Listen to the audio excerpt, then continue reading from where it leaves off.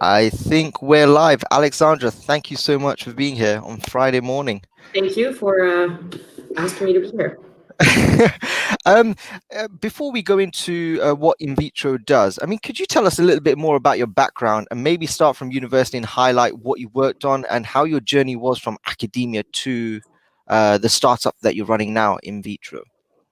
Of course, that might be a very long answer. So I'm a biomedical engineer. I'm French and Spanish, and I started off in Switzerland at EPFL, l'École Polytechnique Fédérale, in bioengineering. And I moved then to the UK, to London, to Imperial College to do my master's and my PhD.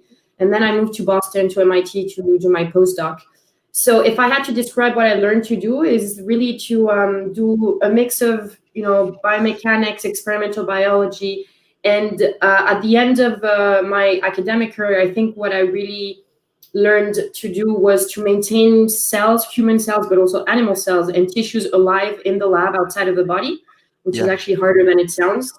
And really what happened is that I was studying a lot of fundamental subjects like cancer research, immunotherapy, glaucoma, all of which was fascinating. I really think academia is great for many reasons. But I then realized over time that it might not really fit my, I don't know if I'd say my personality, but the speed at which I wanted to move, because there can be a lot of inertia with academia, which is very much needed when you're going for risky long-term projects. And I think I wanted to be able to know or to test a little faster whether what I was going to do was going to have an impact. And so one thing led to the other. And when I finished my postdoc, I very much, I did consider staying in academia because, again, I think it can be amazing to be a PI. But then again, I explored other opportunities. And there was this one opportunity from the Marie Curie Institute, which I don't know if you're aware of, but it's a European institute that gives a lot of funding. And typically it's very academic oriented.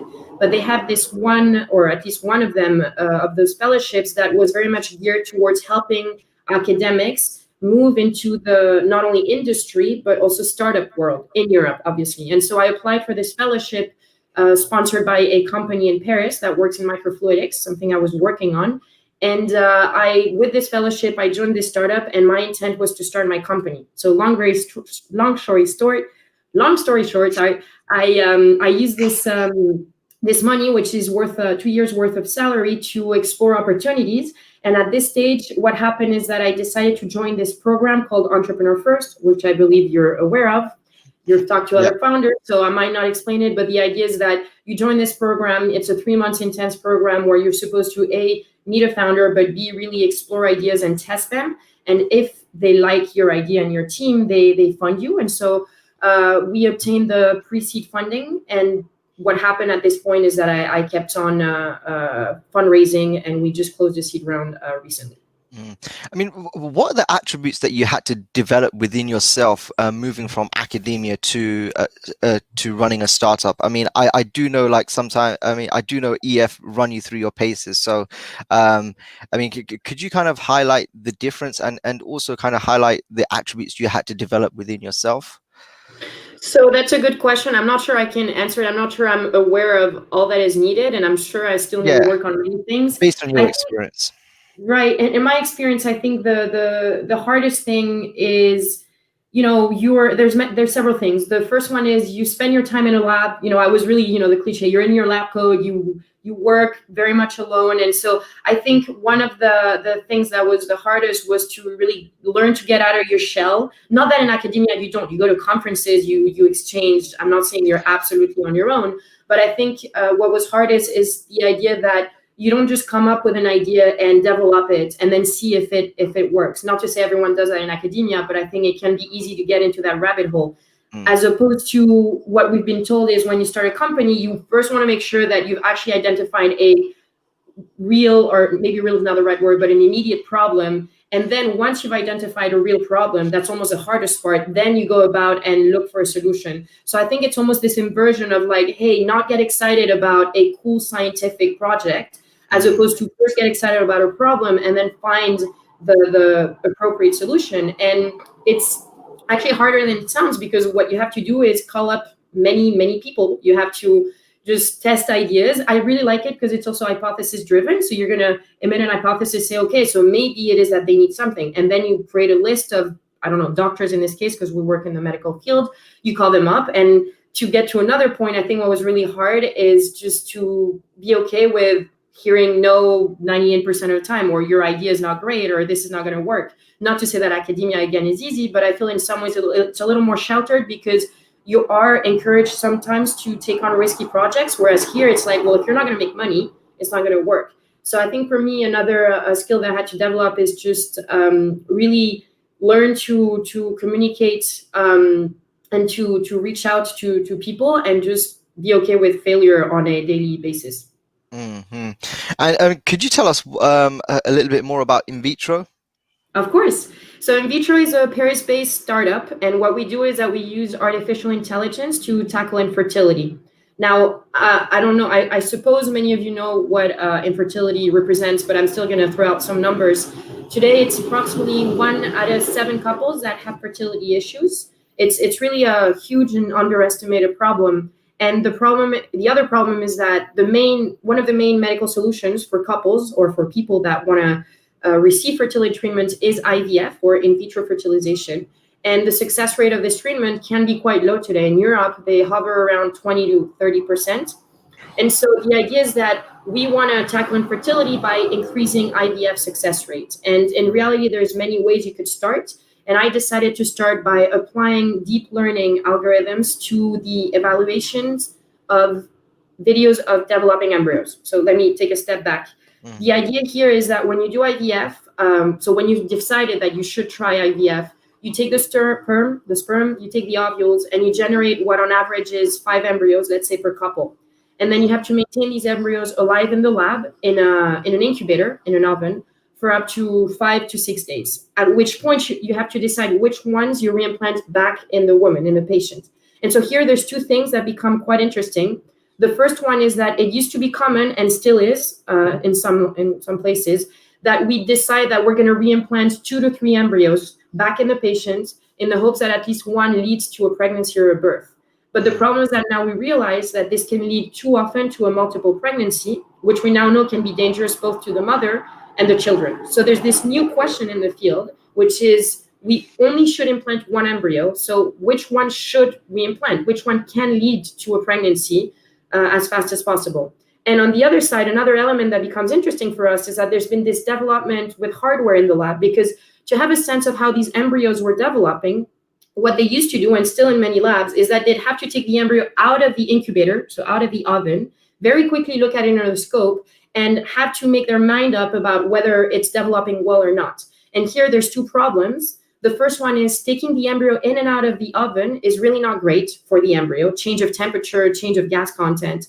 But second, you're judging the entire development of the embryo based on one static image. And you don't need to be a biologist to imagine that you're missing out on a lot of information. When an embryo develops from day 1 to day 5, there's a ton of things that happen biologically. And so what happened in the lab is that we have these new kinds of scopes. They're called Time-Lapse Microscopes. It's not that cutting edge, other than they've included the incubator, so the oven, inside the microscope. So now you have 2 great things. The first one, you don't have to take the embryo in and out anymore, and that's great. But the second one, you don't just have one image, you have an image taken every 5 to 10 minutes for 6 days. So they're now generating these huge amounts of data that embryologists, so the lab experts of IVF, are combing through. And it takes them a lot of time. And even after spending a lot of time, they will tell you, listen, we're not sure. I mean, of course, they have their expertise, which is undeniable, but they'll tell you there's so many things that happen that we are not confident that we can detect all the hidden patterns. So this is where we come in. We want to create this SaaS platform, so it's B2B for fertility clinics, where to start with, they would drag in their videos and other contextualizing data, and we would help them make these predictions and evaluation in a more robust and data-driven way. That's really interesting. And so, I mean, in terms of this, in terms of the IVF process, you've got the sperm and the egg. It turns into embryo, goes into the oven, and then the doctor or the clinician decides which one they're going to implant back into the woman. So your software is going to kind of augment the job of the clinician or the doctor to analyze which embryo is probably more fertile, I guess. Is that the right word? Most viable. Yeah, another way of putting it. Yeah. So the decision is still going to be, and this is more of a debate for all of AI in medicine, it's still going to be up to the doctor. And we're not trying to replace the doctor. it's an important decision. But the idea is really to give them more information, a bit transparency, even though that's another subject of its own, because AI and deep learning can be a bit of a black box. But yeah, the idea is that we will really help them not only extract more information, if you will, but also make sure that the decisions they make are a little more reproducible and robust, because from one patient to the other and from one cycle to the other. And the one thing I will add at this stage, and which I think is really exciting, is this is where I decided to start, where we decided to start in the IVF workflow, because this is where the traction was, this is where the data was, because obviously you say AI, you need data. But I think what's also important to say is that there are quite a few other medical decisions in the IVF workflow that we want to help with, and we want to move to quite fast, in the same vision of helping clinics increase quality control. Because really the vision, the big vision is that I want to make, I want to create an easier path to parenthood, because it's way too hard for many people that want children today. And to do that, what we're trying to do, the mission is really to help clinics personalize medical decisions and really ensure quality control. Because if there's, you always want to be careful when you do all of medicine, but with IVF, you really, there's been stories of clinics making mistakes, and trust me, it's not something you want. And so the idea is that we really want to make sure that we maximize every couple's chance to have a child by personalizing this decision and making sure that everything's done as it should in the lab. That's really interesting. I mean, just given the fact that you guys are looking to build a SaaS platform for these fertility clinics. I mean, when doctors use your software, if the liability is likely to be on them. So, what additional information or heuristics does your software need to provide along with the algorithm to assist the doctor and kind of buy the trust of the doctor that the platform that they're using is reliable and likely to augment and make a better decision than they could have using their naked eye? So that's a great question, and one that we'll always have to keep in mind. So the first thing I'll say is we're very much still in the R&D phase. So there is no software out there, because it needs to be CE marked and everything.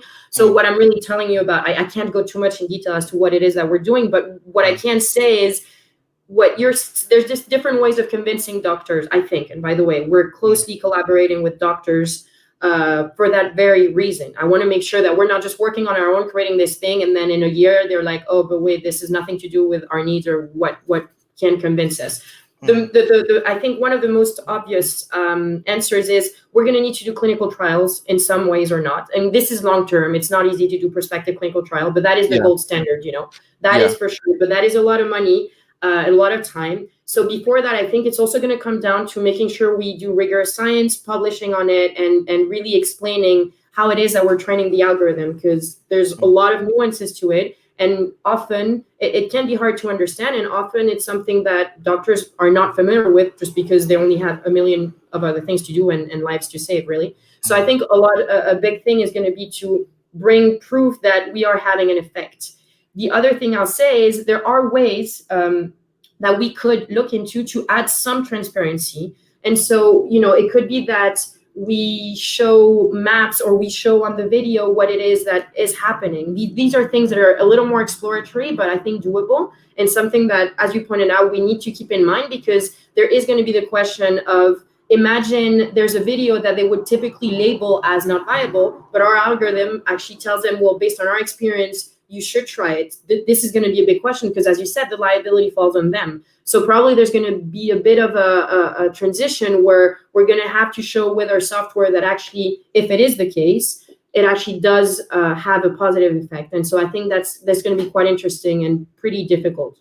Yeah, I mean, when you were explaining the IVF process, you also mentioned multiple pregnancy, which I believe is where you implant multiple embryos into the woman. You also mentioned that it could be problemsome. Could you kind of explain? Could you go into a little bit more detail about that? I mean, I don't quite Right. So the idea is that multiple pregnancies can be a problem. So on the mother side, so it can cause health issues during the pregnancy. You're at higher risks during the birth because you're at high risk of having to go through a C-section, which itself, it's not as, let's say, easy as or can be harder than a normal birth. But on the child too, you know, when you can have a lower birth weight. So it's really that we've come to grips with the fact that it's really not ideal. Not to say that if you are a twin or you're not necessarily healthy, but on average, it can lead to more health complications. Not to say, by the way, that it's actually, this is another detail, but it can be much more expensive, both on the insurance side and so on that, financially too. So I think really the idea is we want to make sure that if we can avoid that, we will. Mm-hmm. And circling back to the beginning of your EF journey, I mean, you mentioned the IVF stack and the particular problem you're working on, you know, provides a lot of data. I mean, what was the ideation process like, and you know, what did you discover about IVF and the problem that you were solving during the ideation process? So that's a great question. I think what happened is, so if I go back to what I really learned to do during my studies, is again, it wasn't IVF, it was more around what we call cell culture or tissue culture, which again is maintaining cells and tissues alive in the lab, right? And so again, I use that to study cancer, to study glaucoma, immunotherapy, so very fundamental and let's say non-IVF subjects. But what happened is that as I was spending a lot of time in the lab, which you do when you do cell culture, you spend most weekends there to feed your cells, to have a look at them. It's really time consuming. I think what happened is that I brought some pain points with me, one of them being that there's a huge lack of automation with cell culture today, which, don't get me wrong, is okay in the sense that, especially when you do fundamental research, you maybe have a little more time. But as this gets closer to patient, and it is, we can get back to that later, there's not going to be, it needs to be a little more automated, right? And so the idea is that there's many ways in which you could and should automate, but what kind of frustrated me is the fact that we would spend weeks on preparing experiments only to image these cells, and the imaging experiments themselves take a lot of time. You generate these beautiful images in 3D over time, and then often you either don't have the time or even the expertise to get information out of it. And so the lack of tools to image to analyze cell images was really what I was working on. And so when I joined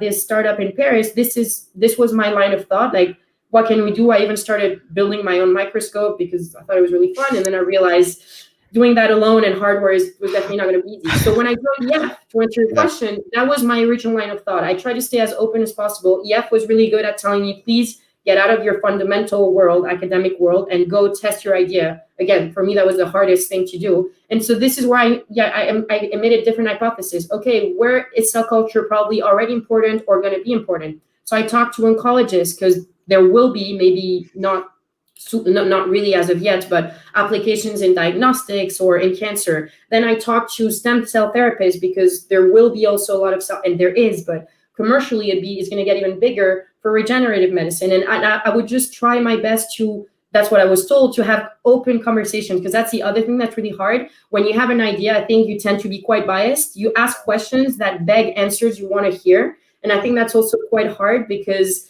you need to be able to ask open questions and be very open to them saying, you know, no, this is really not needed. And also the other side of the problem is that you need to be able to get enough information to recognize a pattern. It's not because someone says no that you should give up, right? So it's finding the fine line of being stubborn, but also open-minded. And so one thing led to the other. And one day I realized, which is now completely obvious, that at the heart of IVF, you have cell culture. You're maintaining these embryos alive in the lab.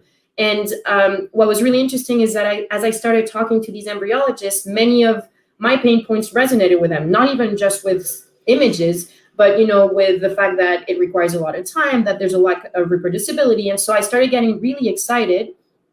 And then the culminating point was that it so happened that there is a need, especially with imaging cells, because, and I'll go back to the original pitch, what's happening is that they have these new scopes, these new time-lapse microscopes, and they're generating this huge amount of data, which they don't have the time or really expertise to make the most out of. So the idea here is really to help them. And I think for me, and I'll finish with that, what was amazing is that I was already passionate about the idea of really increasing quality control for cell culture in a fundamental researchy context. But to think of it in terms of IVF, where really you're creating life, to me was even more amazing, because again, I'm repeating myself, but if there's one point where you don't want to make a mistake, it really is when you are doing IVF and when you're deciding which embryo to implant back in the patient.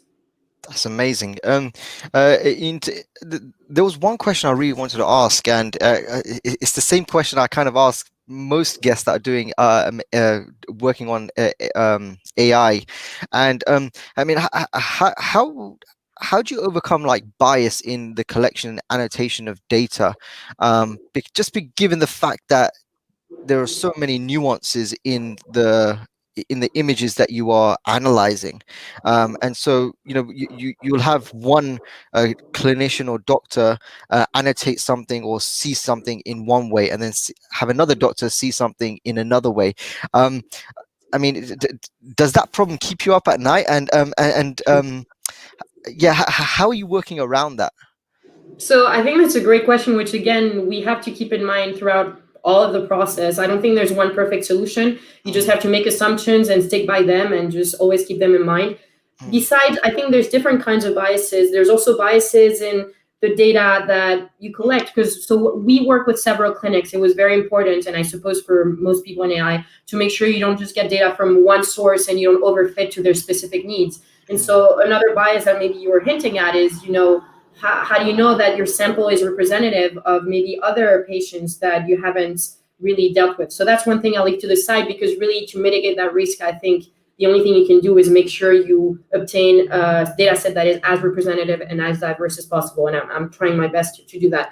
But when it comes to annotations, I think you're touching on and you're right, it actually does keep me up at night, because you'll see why. Ideally, so in our application, if you think about it, what we're trying to do is predict the chances of leading to a pregnancy and a birth. Remember, the idea being that today, the problem is that patients have to repeat too often IVF cycles to get to a pregnancy or birth, or simply they give up. So really, we're trying to accelerate time to pregnancy and time to birth, so they spend less money, less time, and emotionally, it can be incredibly hard, right? So with that in mind, the idea is the gold standard of this algorithm is to actually train it on an unbiased outcome, which you could, if you think about it, because all you will need to know is, did it lead to a birth or a pregnancy? And in that sense, you actually don't have that much bias, because you're not collecting annotations. Now, that is one way of doing it. I don't know if you see where I'm going with this, because in this case, whether one doctor thought was going to lead to a pregnancy or not doesn't affect the outcome. I'm not using the annotation. However, and this could be a much longer conversation, there is some bias in the sense that at the beginning of the process, they are the ones, or at least on the data that we're using, because obviously it's retrospective data, so it's IVF cycles that already happened, they have already chosen the one that they deem were viable or not. So in that sense, we're already a bit biased, because maybe it is that the ones that they didn't transfer would have led to a pregnancy and we wouldn't know. So it's going to be a bit of a tug of war of deciding what to do with this unlabeled data.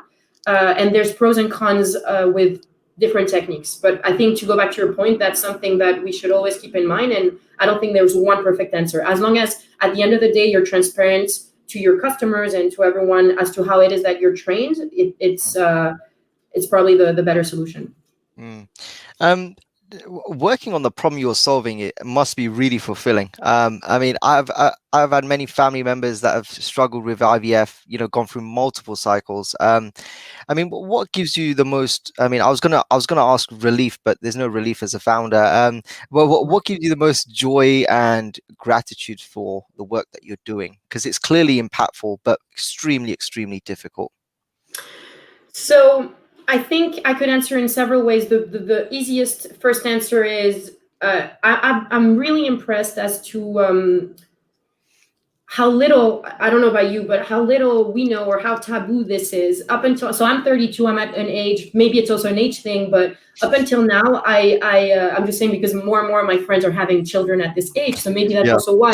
But the point is, I had no idea infertility was this big, and I had no idea how many people were doing IVF. And so to answer your question, I think what's gratifying is that as I talk not only to people I meet, but even friends, maybe not the closest friends, but friends that I know, and as I explain to them what I'm doing, I hear them coming to me and slowly telling me, yeah, I'm going through IVF, this is really hard. So to answer your question, I think what's incredibly gratifying is to realize that you're not only helping a lot. I mean, you're not only about to help a lot of people, but you're also, in a way, I mean, I guess my point is, I also could see how working on this is opening up a debate, making it more open about it. And I think that's incredibly gratifying, because I'm learning that to a lot of people, and I can understand why. It's as I said, I'm repeating myself, it's a bit taboo, and it really shouldn't. It's a really hard process, and it shouldn't be made harder because it makes some people uncomfortable. And so another side of the answer is, what is incredibly gratifying is to work on a subject that is not only at the forefront of such societal changes, because really, when I walk to work from here, so when I walk from home to work, I think there's like 6 or 7 times where on the pavement I see things written on the floor, because there have been protests about whether you're pro or con IVF or things like that. Not to say that it actually makes things harder, but to know that you're at the forefront of such societal changes, I think is incredibly gratifying. I mean, not that I'm the one protesting necessarily all the time, but you're actually opening up the debate about that. And I think that that's incredible. And so the other thing I will say is, scientifically, it's insane. It's you go in a clinic and you see what they're doing. They're creating life. And I think that's also something that motivates me, and I know some people in my team. And the last thing that I'll say is, because it goes in hands with it, is the ethical side of it. It is a touchy subject, and we should be aware of it. I'm not one to just say, hey, we can do anything we want. And that is something that more people should get interested in, because IVF is not only already big, it's only going to get bigger. And so it's normal that some people have some fears. And so I think it's another really gratifying thing, is to know that you're in a field where a lot of things need to be done, not just scientifically, but also in terms of policies. Not that it's my job, but at least I know that I can create these constructive and healthy debates about this subject that unfortunately is too often left to the side. Yeah, that's amazing. I mean, in an uber optimistic world, say 24 months from now, I mean, what do you hope to have accomplished from what do you hope to have accomplished as a company, and also as a company? So as a company, I think, so you said 24 months. I think within that timeline, the idea is the first version of the product is out, which already will be a big milestone. And it's not just out. I really want to, by then, have it be implemented in enough clinics and have done a clinical trial to actually show, hey, it's not just out.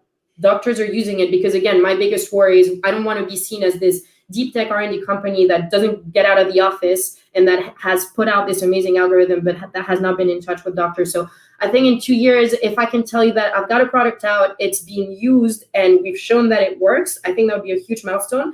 But just to take it to the next level, I think in 2 years, I want to make sure that I've already moved onto the next, let's say, decision-making, onto the next feature, to show that really we are about to become the operating system for fertility clinics, and we can help with many decisions, such that, in an ideal world, the way I envision things is, in an ideal world, they would open our software as soon as as soon as patients come in, and we would help them from A to Z. And really, I think the idea is making sure that we're almost a label of quality. So, the idea is, one day patients being like, that want to do IVF, like, oh, I'm going to go to this clinic. Is it using in vitro tools to make sure that really everything's being done to maximize my chances? Mm-hmm.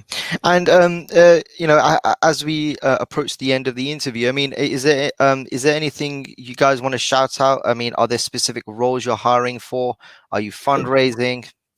So yeah, thank you for giving me the opportunity. So as I said, I actually closed a seed round recently, which was Amazing. great news. And so that was great news with amazing investors actually. And so with that in mind, I'm on a kind of a hiring spree for sure. Just to give you a very short, a small idea of where we're at. We're 3. I actually just welcomed the first software engineer a few days ago. Great guy. I'm super excited by that. And so another person is joining us in September, another machine learning engineer, and Felipe, the first data scientist, joined me in April. And so the idea is that right now I'm looking for a senior machine learning engineer to help us really work on temporal modeling, because we didn't go into this, but we're dealing with videos. So there's the component of applying deep learning to static images, but then there's the whole vertical of like, how do you take into account time dependency between images, because biologically speaking, that's very difficult. Yes, and so I'm looking for a senior machine learning engineer to join us for that. and also for an operations manager, because I'm only one person. I'm a biomedical engineer, and as much as I've loved doing all of this, I'm probably going to need help to not turn schizophrenic at some point. And so that's something that I'm definitely actively looking for. Yeah, and the final question. You've been on this journey for what, 6 months, a year? So the company was incorporated a year ago, and if you count the ideation process, that was more in May, so a little more than a year. Yeah. The one question I asked all the guests is, what have been like the most hard-hitting, humbling moments where you've kind of had to take a step back and think about things quite differently? That's a tough question. I think so. I think there's several things. Actually, I'm not sure I'm going to answer properly this question. I think the moment where you start building a team, again, probably not the best answer, but I do know that as I welcome new employees, I know that it's a moment where I'm like, okay, this is for real. Like you're not just playing around with a project. You're involving people, so like you need to make sure what you're doing. So I think in a way that is humbling. Also, Yeah. because you're realizing that these people, in some ways, believe either in you or in the project or in something, and I think that's really rewarding in a way. And not to say, by the way, when you've managed to fundraise, where you're like, okay, wow, some investors believe in this, so this is really going to happen. So I think on that end, that has probably been one of the most eye-opening experience, which, by the way, keeps going as every new member joins. But the other side of it is again talking to people, talking to patients, and realizing this is for real. If I can, I know people, if I can in a couple of years say, man, our product actually has probably helped you, someone like you, not having to go through this very expensive and painful process, just the idea of being able to say that is not just humbling, but actually quite scary. Yeah, that's amazing. This has been an amazing conversation. I really appreciate you jumping on Thank this morning. you. Yeah, and I think that wraps it up, really. Thank you so much. Perfect. Take Well, care. thank you very much. That was very interesting. Bye. Bye.